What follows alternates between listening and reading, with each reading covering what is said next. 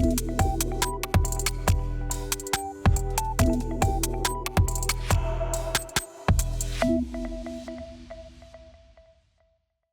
日係3月26號星期三 ，HAG 報今日推介關注長江和記實業有意出售和記港口集團嘅非中國資產，當中包括巴拿馬港口業務嘅最新發展。有外媒報道，長和喺輿論關注之下，繼續推動出售港口嘅業務。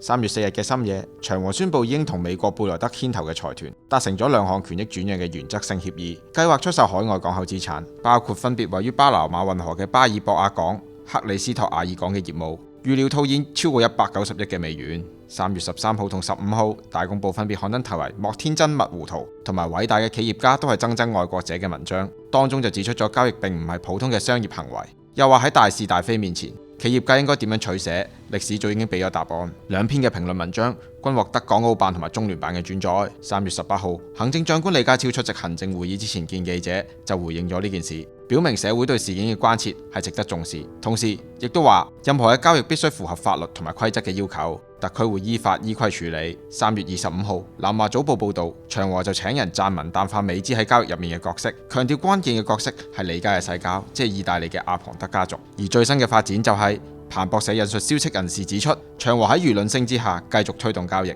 而家正喺度處理緊稅務、會計等嘅事宜條款，爭取喺4月2號前簽訂協議。假如長和繼續進行交易，呢一個商業決定，相信就係睇重利益。長和出售碼頭嘅風波連日嚟為國家嘅關注，爭議點就係喺中美國力之下，長和呢一次嘅決定有冇置國家於不顧？尤其美國總統特朗普最新宣布，要向購買委內瑞拉石油同埋天然氣嘅國家同美國之間嘅貿易要徵收25% 嘅關稅，而據報中國就係委內瑞拉石油最大嘅買家。究竟美國係針對委內瑞拉，定係劍指中國？不言自明。喺呢個大時代嘅格局之下，就好似我哋之前咁講，身為一國之民，做任何決定時，除咗要對得起自己，亦都要對得住國家。就住呢件事，各位觀眾對於彭博社嘅報導有乜嘢感想？歡迎留言同我哋一齊討論分享。